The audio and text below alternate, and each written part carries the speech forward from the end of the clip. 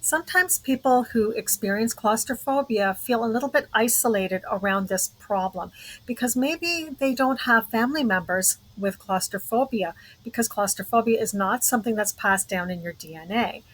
Some people might feel that they're a little bit isolated in society, and that's because around 12 to 13%, last I heard anyway, of the population does have claustrophobia problems.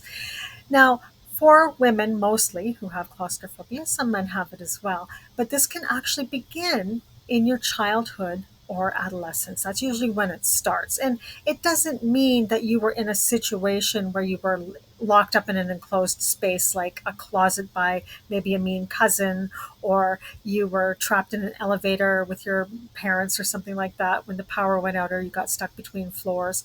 It doesn't mean anything like that, but a lot of little things can actually build up where this freeze, fight, or flight response kicks in the primitive brain. And this is where claustrophobia can develop. It doesn't mean maybe you didn't experience a claustrophobic type situation, because, yes, that can definitely be a trigger for the mind as well.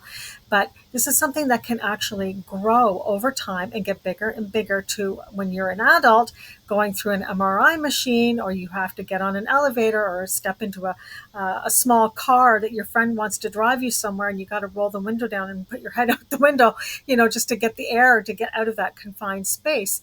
This can be a really big problem. Even for women who wear jewelry, they might even want to rip off their necklace or take off their bracelets because it can actually induce a claustrophobic attack.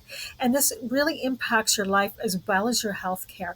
And it really closes down a lot of opportunities and ease of living. For example, if you don't want to take an elevator and you feel like you have to walk the 15 flights up in a building to get to where you have to go, it can be a bit of a pain in the backside.